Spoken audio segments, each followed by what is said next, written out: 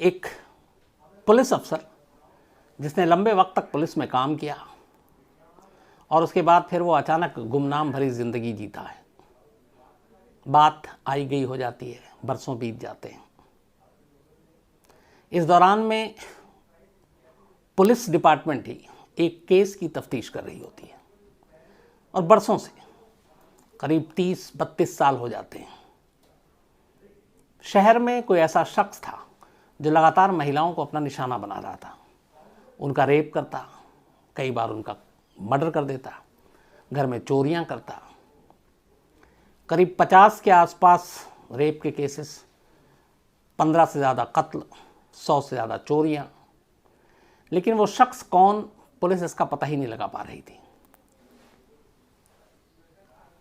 और कई बार ऐसा हुआ, जो ये सारी चीज़ें करता था वो बड़ा शातिर था। कभी भी एक जगह पर, एक मोहल्ले में वो क्राइम नहीं करता, वो इलाका बदलता रहता। तो इसी की वजह से बहुत सारे पुलिस वालों को लगा कि शायद कोई ऐसा मुजरिम है जो बाहर से है, या फिर अलग अलग लोग, अलग अलग गुट जो है क्रिमिनल का, वो ये क्राइम कर रहा है। तो एक शख्स नहीं हो सकता इसके पीछे। अब नाम नहीं, चेहरा नहीं, क्या करे, इसीलिए उसका नाम दिया गया गोल्डन स्टेट किलर। कहानी अमेरिका के कैलिफोर्निया की है, कैलिफोर्निया स्टेट की है। और गोल्डन स्टेट किलर एक रहस्य, एक राज, जो करीब 30-32 साल तक राज रहा। और ये राज खुला अभी 2-3 साल पहले, 2018 में। पूरी जवानी जिसने जुर्म किया, ख़ासतौर पर 1974 से लेकर 86 तक, उसने जितने क्राइम किए, रेप किए, मर्डर किए, और उसके बाद अपनी बेटी और अपनी नातिन के साथ आराम की ज़िंदगी जी रहा था। लेकिन जब उसकी उम्र 74-75 साल हुई, तब वो पुलिस के शिकंजे में आया। और तब वो लेट 70s और 80s की शुरू की वो सारी इंसिडेंट, सारी जो जुर्म उसने किए थे, उसका खुलासा हुआ। 1977 की बात है। एक फोरम में क्राइम अगेंस्ट वुमेन को लेकर एक सेमिनार चल रहा था कहीं पर, इसी कैलिफोर्निया में। तो इस फोरम में लोग अलग अलग स्पीच दे रहे थे। एक शख्स खड़ा हुआ, हर एक बता रहे थे कैसे आप क्राइम अगेंस्ट वुमेन और ये सारी चीज़ें, रेपिस्ट, इन चीज़ों से रुका जाए। और उस वक्त तक 1974 से शहर में बहुत सारी ऐसी वारदात हो चुकी थी, और ये 1977 की बात है, 3 साल के बाद। तो उस शख्स ने कहा कि रेपिस्ट चाहे कैसा भी हो, बलात्कारी, बट वो किसी महिला की आबरू उसके पति की आंखों के सामने नहीं लूट सकता। यानी कि किसी के हस्बैंड के सामने वो उसका रेप नहीं कर सकता, कोई भी रेपिस्ट हो, उसके अंदर इतनी हिम्मत नहीं होती। ये बात उसने उस ओपन फोरम में कही। करीब 15 दिन के बाद जिस शख्स ने ये बात कही थी, उसकी वाइफ का रेप हो जाता है। और रेपिस्ट उसकी वाइफ का रेप उसकी आंखों के सामने करता है, उसके दोनों हाथ पीछे की तरफ बांध देता है और उसे बेडरूम में एक जगह पे बिठा देता है, और फिर उसकी वाइफ के साथ रेप करता है और वहाँ से निकल जाता है। जिस शख्स ने ये बात कही थी कि एक रेपिस्ट ऐसा नहीं कर सकता, तो उसी ने ये सारी चीज़ें कर दी। 1979 में क्रिसमस की छुट्टियां चल रही थी, और क्रिसमस की छुट्टी के दौरान एक शख्स एक घर में घुसता है। सर्जन का नामी एक सर्जन थे अमेरिका के, और उनकी जो वाइफ थी वो साइकोलॉजिस्ट थी। ये सेंट बारबरा काउंटी इलाके में अपने घर में मौजूद थे। तभी वो शख्स घुसता है और दोनों को बांध देता है। और फिर उस वक्त दोनों घर के अंदर थे, टीवी देख रहे थे। बांधने के बाद वो उनकी वाइफ के साथ रेप करता है। रेप करने के बाद वो बाकायदा किचन में जाता है, फ्रिज में से खाना निकालता है, उसको गर्म करता है, खाता है और वहाँ से चला जाता है। उन्हें मारता नहीं है। 1980 में ये कैलिफोर्निया के वेंटूरा काउंटी की बात है। एक घर में पति पत्नी आग सेक रहे थे, ठंड का मौसम था। तभी एक शख्स अंदर घुसा, उसने पति के सामने उसकी पत्नी का रेप किया, और फिर जिस लकड़ी से वो लोग आग सेक रहे थे, उसी सुलगती लकड़ी को उठाकर उसने उन दोनों को मारा, और इतना मारा कि दोनों की मौत हो गई। ये सारे इंसिडेंट लोगों के सामने आते रहे, चलता रहा। एक जगह पे और एक एक घर में पहुंचता है, और ये बात है 1 अक्टूबर 1979 की। और एक कैलिफोर्निया में एक जगह है गोलेता, वहाँ एक लड़की अपने बॉयफ्रेंड के साथ थी। ये खिड़की के रास्ते घर में दाखिल होता है। बॉयफ्रेंड गर्लफ्रेंड दोनों को चाकू की नोक पे रस्सी से बांध देता है, और फिर बॉयफ्रेंड को लिविंग रूम में रखता है और गर्लफ्रेंड को उसकी बेडरूम में ले जाता है। बेडरूम में रखने के बाद इधर बॉयफ्रेंड अपनी रस्सी खोलने की कोशिश कर रहा था। उसे आवाज़ आती है, क्योंकि वो जिसे भी रस्सी से बांधता था पीछे करके हाथ बांधता था और उसके रस्सी के ऊपर कोई भी एक प्लेट रख देता था, ताकि अगर वो खोलने की कोशिश करे, प्लेट नीचे गिरे, उसकी आवाज़ आए और वो चौकन्ना हो जाए। तो उसे प्लेट गिरने की आवाज़ आई, वो लिविंग रूम में आया। इस दौरान में लड़की ने किसी तरह हिम्मत दिखाई, अपनी पैर की रस्सी उसने खोल ली और खिड़की से कूदकर बाहर भाग गई। थोड़ी देर के बाद जब वो बेडरूम में आया, देखा लड़की गायब है। वो खिड़की से बाहर देखने लगा। इस दौरान में बॉयफ्रेंड को भी मौका मिला, उसने भी अपनी किसी तरह से रस्सी खोली और वो दरवाजे से बाहर भाग गया और चीखने लगे दोनों। इस दौरान में आसपास की लाइट जल गई दूसरे घरों की। वो रेपिस्ट जो आया था घर में अनजान, वो घबरा गया और बड़ी तेज़ी से कुछ लोगों ने देखा एक साइकिल पे उसे भागते हुए, लेकिन वो किसी के हाथ नहीं आया। ये सारे इंसिडेंट एक के बाद एक होने लगे और आलम ये हो गया कि लोग घबरा गए थे। लगातार इस तरह के रेप की इंसिडेंट्स, हस्बैंड की आंखों के सामने उनकी पत्नियों का रेप, इस तरह से मार देना। और इस इंसिडेंट 1979 के इस इंसिडेंट के बाद जब बॉयफ्रेंड और गर्लफ्रेंड उसके हाथ से निकल गई थी, कई और ऐसे रेप के केसेस हुए। लेकिन इसके बाद अगर 10 रेप होते थे तो उसमें 9 को वो मार डालता था, मतलब फिर रेप के बाद वो मर्डर करता था। दहशत इतनी हो गई कि लोग रात को अपने घरों से निकलना लगभग छोड़ दिया। खिड़की दरवाज़ों को अच्छे से देखभाल करते थे कि बंद है कि नहीं है। और इधर पुलिस पर प्रेशर था, FBI बीच में कूदी, लेकिन फाइलों का अंबार लगता जा रहा है और कोई फ़र्क नहीं, कोई फ़ायदा नहीं, क्योंकि जो रेपिस्ट है, जो किलर है, उसके बारे में कोई सुराग नहीं मिल रहा, ना उसका कोई हुलिया मिल रहा है। स्केच बनवाए गए इतने, लेकिन वो भी बेकार गए। कई जगहों पे घरों पे चोरियां भी हुई। पुलिस को लगा कि ये अलग केसेस हैं, लेकिन ये सारी चीज़ें चलती रहीं। वक्त बीतता रहा और उस शख्स का कोई सुराग नहीं मिला। 1974 से 86 तक उसने 50 से ज़्यादा रेप किए थे, जो मैंने शुरू में भी बताया आपको। 15 से ज़्यादा कत्ल, 100 से ज़्यादा चोरियां। पुलिस FBI लगी रही, लेकिन उसका कोई सुराग नहीं ढूंढ पाई। 25 अप्रैल 2018, 25 अप्रैल 2018 की ये तारीख आती है। पुलिस एक घर में पहुंचती है जो सैक्रामेंटो में था, शहर में। और जब वो घर में जाती है तो वहाँ पे 3 लोग थे। एक करीब 72-74 साल का बुजुर्ग था, उसकी एक बेटी थी और उसकी एक नतनी थी, नातिन, बेटी की बेटी। इस शख्स की हाइट जो थी, 72 साल का बुजुर्ग, तब भी वो डील डॉल उसके अच्छे थे, 6 फुट से ज़्यादा हाइट थी।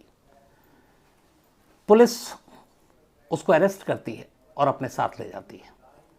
साथ ले जाने के बाद पुलिस पहली बार ऐलान करती है कि कैलिफोर्निया में 74 से 86 के बीच में जिसने सबसे ज़्यादा दहशत फैलाई, जिसे गोल्डन स्टेट किलर का नाम दिया गया था, वो गोल्डन स्टेट किलर पकड़ा गया है।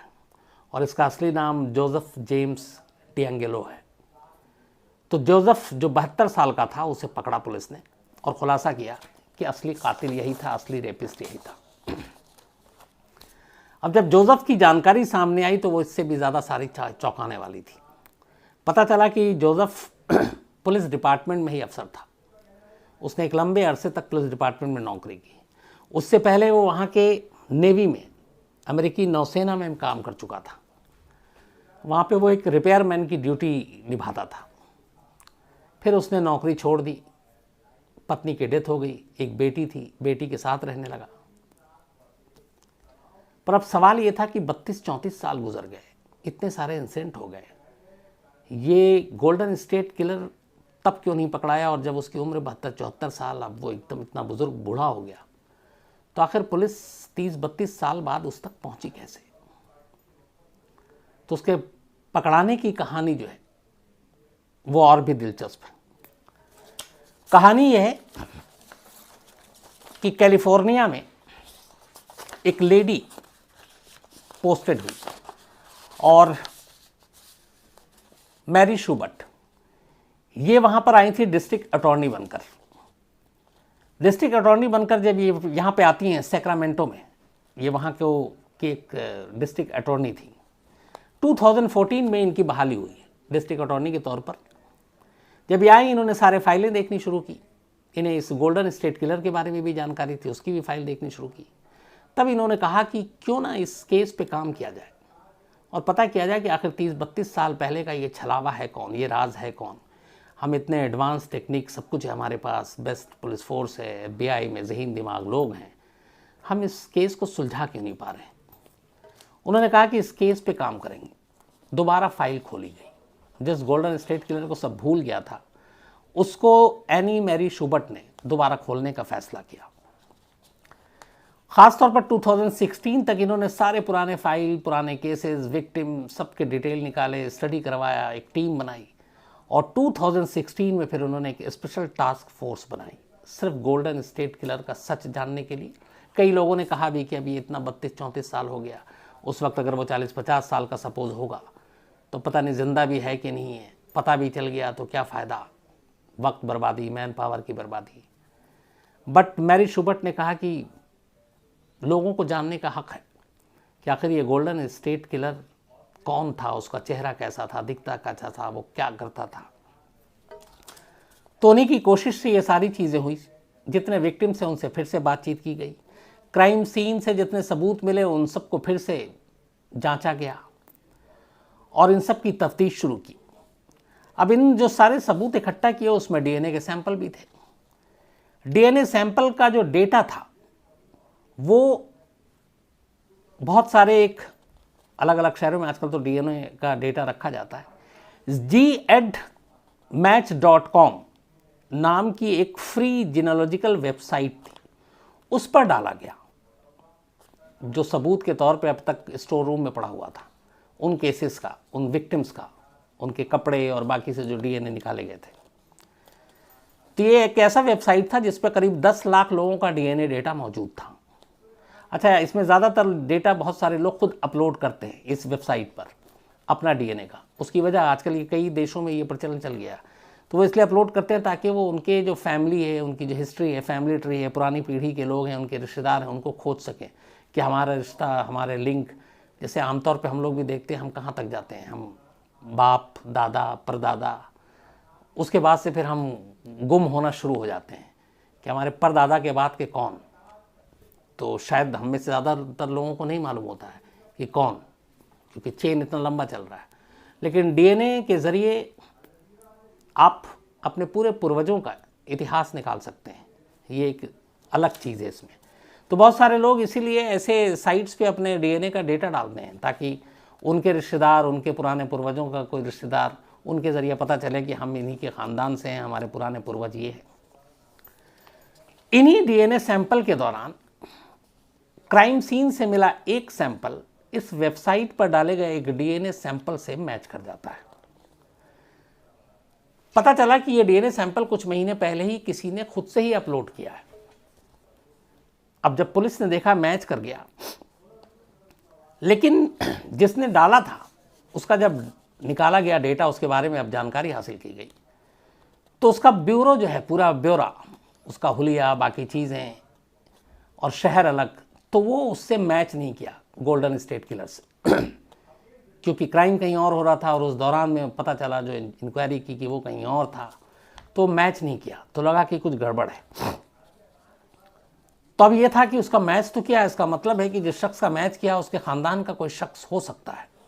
अब इसके बाद पुलिस ने उसके ख़ानदान की पूरी कुंडली निकालने का फ़ैसला किया, उसकी पुरानी जितनी पीढ़ियां थी उनके रिकॉर्ड निकालने का फ़ैसला किया।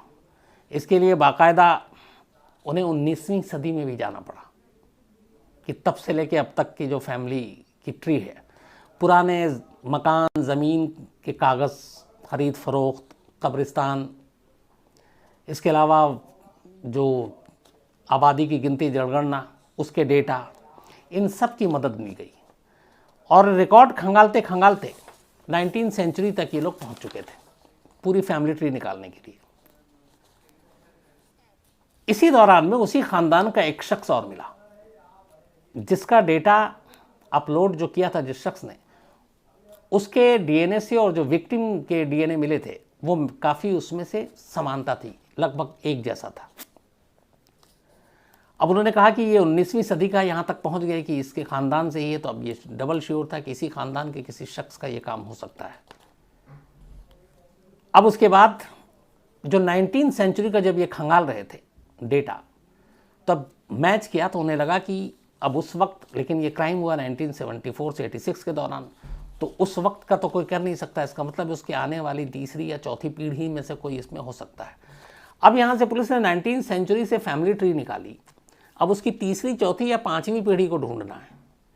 अब आप सोचिए, मतलब बोलने में बड़ा आसान लग रहा है, लेकिन इन्वेस्टिगेशन, अब चौथी पाँचवीं पीढ़ी में एक ख़ानदान में कितने लोग होते हैं, चाचा, मामा, फूफा, ताया, फिर इधर उधर, तो अब उन सब के आपको डेटा भी लेने और उनके बारे में आपको वो मैच भी करना है कि जब ये क्राइम हुआ तो वो शहर में थे कि नहीं थे।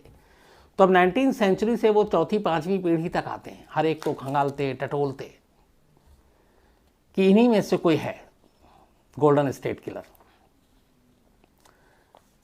तमाम लोगों के खंगाला गया, जांच की गई और आखिरकार 18 अप्रैल 2018 को पुलिस को एक सैंपल मिला जिसमें 2 लोग थे जो सबसे बेहद करीब थे, उनका वो भी मैच कर रहा था, शहर भी मैच कर रहा था जब इंसिडेंट हुआ, और उनकी मौजूदगी भी मैच कर रही थी। तो अब लगा कि वो करीब पहुंच गए हैं। अब पुलिस ने उनमें से एक, जो 2 थे, उसका एक डीएनए सैंपल किसी तरह से बहाने से कलेक्ट किया और उसको ले गए, लेकिन जो विक्टिम की फैमिली थी उसके साथ वो पूरा मैच नहीं किया।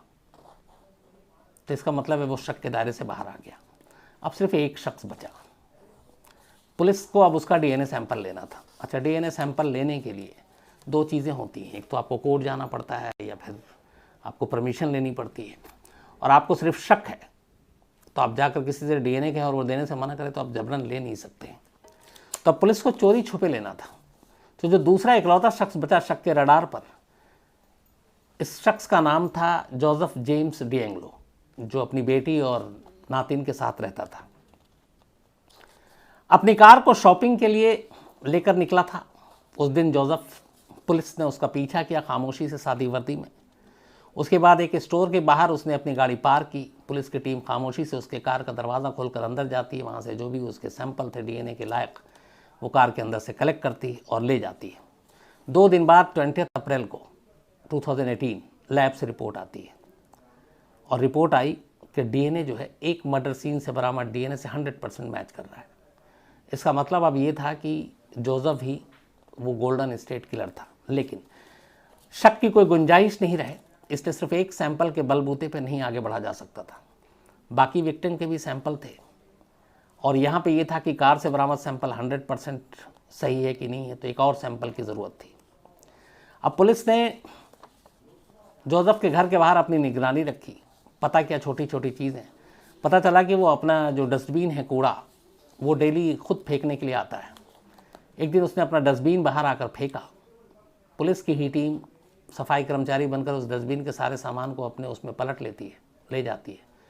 उसमें से एक टिश्यू पेपर निकलता है। उस टिश्यू पेपर में से सैंपल निकल आता है। शायद जोसेफ ने अपना पसीना पोंछा था, उसी टिश्यू पेपर से उसको फेंक दिया था। तो वो पसीना जो है वो डीएनए सैंपल के तौर पर, उसके नमूने के तौर पर हासिल किया जाता है और उस टिश्यू पेपर से फिर से जांच होती है और आखिरकार इस बार जो डीएनए दोबारा होता है 100% फिर से मैच कर जाता है। अब पुलिस के पास पुख्ता सबूत था कि जोसेफ डिएंगलो ही 70s और 80s का गोल्डन स्टेट किलर है। पुख्ता होने के बाद 24 अप्रैल को पुलिस की टीम 2018 डिएंगलो के घर पहुंचती है, उसको गिरफ्तार करती है। जब वो गिरफ्तार किया गया तब भी वो अपने आप को बेहद मासूम, हालांकि बुजुर्ग हो चुका था। उस वक्त ओवन में वो कुछ गर्म कर रहा था खाना खाने के लिए। तो पुलिस ने कहा हम तुमको लेकर चलते हैं, पर उसने ऐसा अपने हुलिये से बताया है, अपने चेहरे से, कि क्या बेवकूफ़ी है, मैं जानता भी नहीं हूँ, मैं तो एक बुज़ुर्ग हूँ, मेरी बेटी नातिन मेरे साथ रहती है, मैं पुलिस में काम कर चुका हूँ। फिर वो पुलिस वाले को धमकाता भी है कि अगर तुम मुझे ले गए और ओवन में मेरा खाना जल गया तो तुम लोगों से हर्जाना लेंगे। खैर पुलिस वाले उसको लेकर जाते हैं, हवालात में जाता है, उसको डीएनए के बारे में और सैंपल सारे मैच कराए जाते हैं। वो चूँकि खुद एक पुलिस अफसर था, वो समझ जाता है कि वो फंस गया है। इसके बाद वो अपना जुर्म कबूल करता है और वो बताता है कि हाँ, मैंने अपने खुद जो उसने कबूल किया, उसने कहा कि उसने करीब 50 महिलाओं के रेप किए, 16 से 17 उसने कत्ल किए, 16 और 17 ही उसने बताया। 100 से ज़्यादा घरों में चोरियां की, और कभी पकड़ा इसलिए नहीं गया क्योंकि वो कभी एक इलाके में दोबारा वारदात करने के लिए नहीं जाता था। चूंकि उसका कोई नाम चेहरा था नहीं, बाद में अब ये क्लियर हुआ 2018 में, तो अलग अलग लोगों ने बहुत सारे नाम दिए थे। जैसे गोल्डन स्टेट किलर नाम दिया गया था। इसके अलावा ईस्ट एरिया रेपिस्ट था उस वक्त के, वहाँ पे ईस्ट में बहुत ज़्यादा रेप के इंसिडेंट्स होते। ओरिजिनल नाइट स्टॉकर किसी ने नाम रखा, ये सब मीडिया के दिए हुए नाम थे। डायमंड नॉट किलर था, विसालिया रनसैकर था, और ये सारे वो नाम थे जब तक ये गिरफ्तार नहीं हुआ था। लेकिन जब ये गिरफ्तार हुआ तो उसके बाद इसका असली नाम सामने आया। पुलिस ने अब चूंकि इसने अपना जुर्म कबूल कर लिया, इसके बाद इसको अदालत के सामने पेश किया गया, विक्टिम से बात की गई, और अब फिलहाल ये है कि मुकदमा चल रहा है और इसकी अभी सज़ा पर ऐलान होना बाकी है।